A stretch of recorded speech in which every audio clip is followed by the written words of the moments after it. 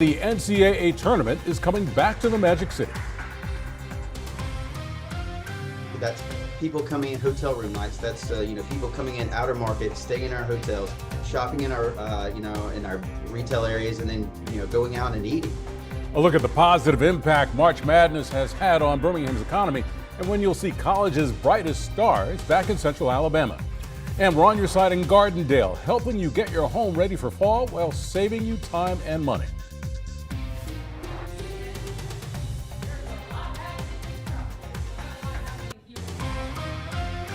Live on your side. First at 9 starts right now. Thank you for joining us for this digital edition of WBRC First at 9. New tonight, March Madness coming back to the Magic City. After hosting first and second round men's basketball games in 2023, the NCAA announced that the tournament is coming back to Birmingham in 2028. Your reporter James Giles talked with the Greater Birmingham Convention and Visitors Bureau about what this means for the city. James? Yeah, Steve, it's safe to say the NCAA can't get enough of Birmingham, especially after last year's successful games. According to David Galwa, Vice President of the Sports Sales and Marketing for the Greater Birmingham Convention and Visitors Bureau, the 2023 tournament was a huge hit. Galwa says Birmingham proved it could handle hosting the tournament, and the Magic City will again host the first and second rounds of the 2028 March Madness tournaments. The city was selected as one of 240 host cities out of over 1,200 applicants. Galba also noted the significant economic boost the games brought to the area last year. 10.3 million, I believe, in economic impact. So that generated a lot of money for our community. And then 12,000 room nights. So that's people coming in hotel room nights. That's people coming in outer market, staying in our hotels, shopping in our in our retail areas, and then going out and eating. To put it in perspective, according to data from Rev Birmingham, downtown saw a 25% increase in foot traffic on Thursday, March 16th of last year. Later that same week on Saturday, it had an 11% boost. Now, part of that might have also been thanks to Alabama and Auburn playing, but either way, the person who came out on top was the city of Birmingham, Steve. Thanks, James. Covering Tuscaloosa now, where you have a chance to speak up about a new attraction being proposed for the city. A public hearing on the proposed Sports Illustrated Resort College Hotel is scheduled for October 15th, a week from Tuesday at City Hall. The resort would be near the bend on the river that borders Rice Mine Road, and if approved, it would open sometime late next year. Now, city leaders say they will be ready to answer any and all questions about the proposed resort. A traffic alert for you in Birmingham. A busy section of road will be closed starting Monday. Richard Arrington Jr. Boulevard South will be closed between 8th Court and 10th Avenue South. Now, this is part of the ongoing construction situation with respect to the Southern Research Campus. Work is expected to last for about a week. Detour signs will be up. The brother of Jefferson County Sheriff Mark Petway is suing the chair of the Jefferson County Republican Party and 1819 News. Bruce Petway says the party chair and the website have defamed him by repeating allegations about bingo halls that they know are not true. Now, Bruce Petway claims that Jefferson County GOP Chair Christopher Brown went on the radio in March and said, quote, Sheriff Petway's brother helps to manage illegal gambling operations, end quote. The lawsuit goes on to say a post on 1819 News about that interview repeated the claim. Bruce Petway says both defendants knew that this was not true, but said they said it anyway as a campaign to discredit and malign him and his brother. Now, we've contacted the Jefferson County Republican Party and 1819's editor-in-chief for a response. We are still waiting to hear from them. The Pleasant Grove Police are testing a new piece of equipment designed to better protect officers. The TrueNarc system uses a laser to analyze the chemical structure of a potential drug, and based on the analysis, the machine can determine if an officer has discovered illegal drugs at a scene. And within minutes, they can also learn if they are handling something potentially fatal. This was a grant we got from the Jefferson County Commission, and it's a piece of equipment that we would never be able to afford on our level. And so I just want to give them a shout out. This is going to help officer safety. It's going to help us to combat the opioid epidemic. Chief Reed says the new system can also print out results of the test, which can then be used in court. Let's check in now with meteorologist Tania Michelle for a look at your weekend forecast. Tania, what are you tracking today? Well, listen, Steve, there's a lot happening in the tropics, but not a whole lot happening here right now. We've definitely dried up across the area. Let's get a quick look at that tropical update. We have Leslie, Hurricane Kirk, but then over in the Gulf of Mexico, we're watching a disturbance. We'll talk about that in just a second. Let's start off with this new wave that's coming off of the coast of Africa, has a low chance of development. But as we look at the Gulf of Mexico, we're watching it very closely.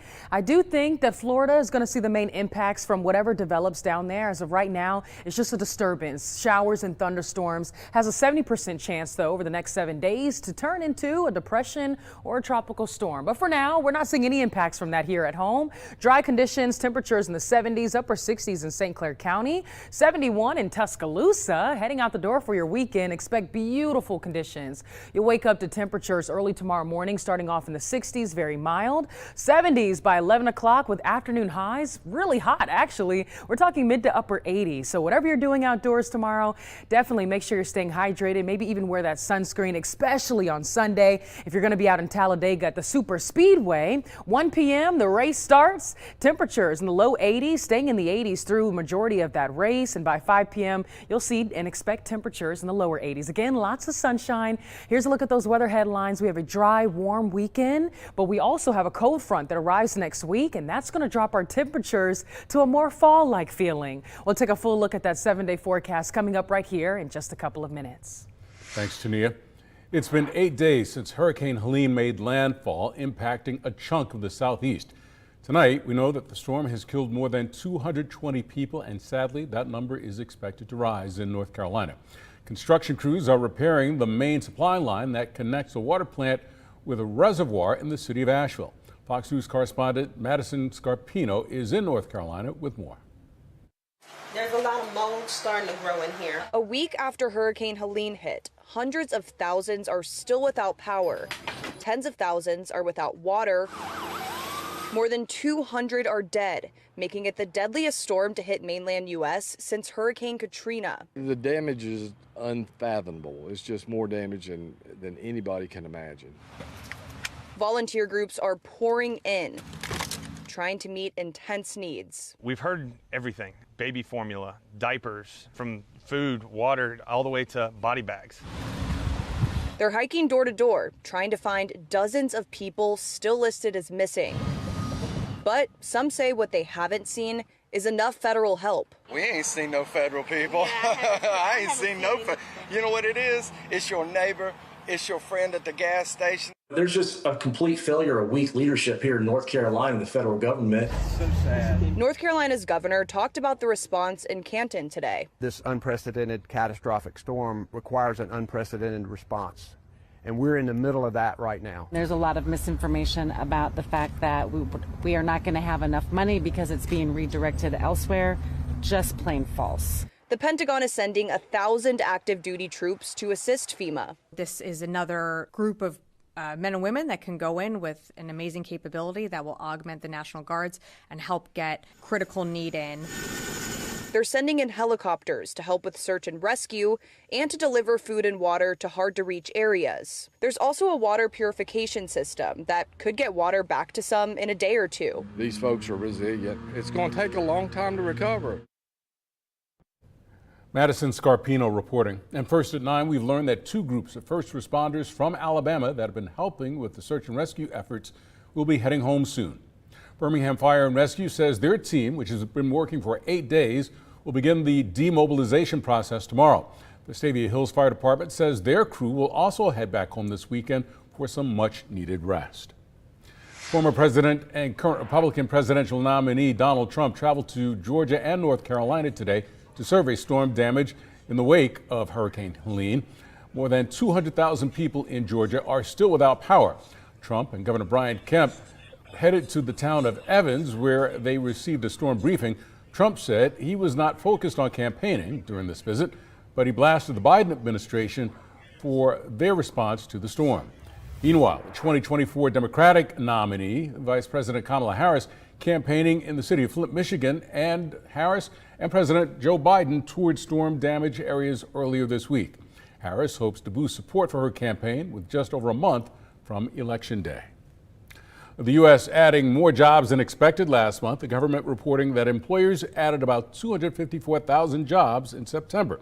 Economists had only expected a gain of about 140,000 jobs. The unemployment rate also dropped slightly to 4.1%. Tonight, we're on your side with a look at how some people in North Jefferson County can save some money and declutter their home all next week. Your reporter Brady Talbert caught up with the Gardendale mayor to learn more about the upcoming citywide cleanup. Brady?